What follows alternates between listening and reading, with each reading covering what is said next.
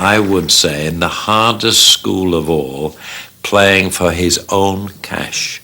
Now, when you haven't got a lot of cash, you develop a real temperament. You can play under pressure. He grew up poor. He had to gamble and work hard to make some money. And I think that fear of failure, fear of staying in that lifestyle drove him to success. Because he's a self-taught golfer. I mean, he went out and taught himself how to do it, and heck, was one of the best players the game's ever seen. He figured out a way for his physical capabilities and the way he was built and what he could do with his coordination. He figured out how to get that club square in impact. Lee Trevino needed to be challenged to be at his best. And a simple straight 9-iron from 135 yards wasn't a challenge.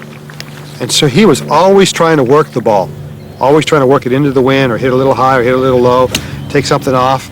But that challenge, that inspiration of seeing the shot and trying to create it, I think was his greatest strength. But the one thing that stands out in my mind with Lee Trevino is the trajectory. It was always the same. He could control the trajectory of a shot through the air better than anyone I'd ever seen.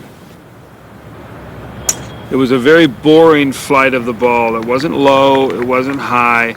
It was just a shot that had a very boring look to it. There are two ways of playing golf. You either have a swing path and you match the club face up to your swing path, or you have a club face that you're going to rely on, and then you match the path to the club face to get the job done. And Trevino started at a very young age with the belief that he needed to keep the club face as square as possible, as long as possible, through the hitting area to be consistent. A lot of people tend to loop it backwards. They have to set it off a long way outside, allowing for that loop, which is what he did. He aimed left, started the club a long way outside, that loop backwards, and was very much inside the backswing, but it still was able to carry the ball from left as his target was over there. He always faded the ball. You know, he always used to tell you the reason he never won a Masters is because he couldn't draw the ball, and you have to draw the ball to Masters. Well, I don't believe that. Lee Trevino was so good. If you had 18 dogleg lefts, Lee Trevino could win the tournament. He could shape his ball any way he wanted. He just always hit a fade. His ball really never curved. His ball would start to the left and slide. Good shot.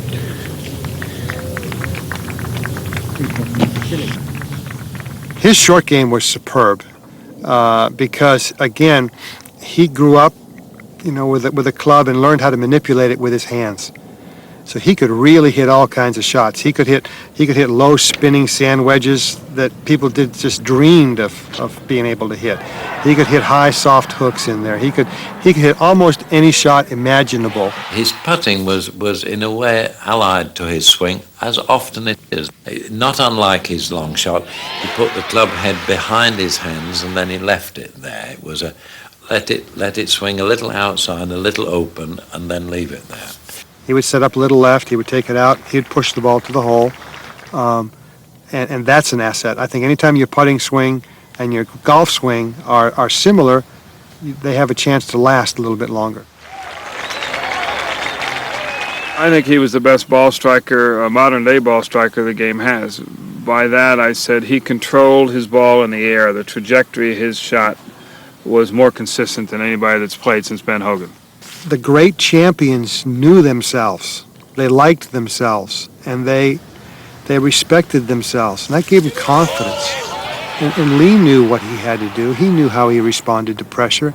He always talked about pressure being a $20 Nassau when you've only got $5 in your pocket.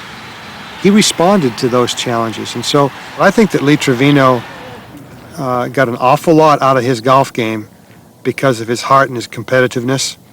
And he just knew he was going to find a way to beat you.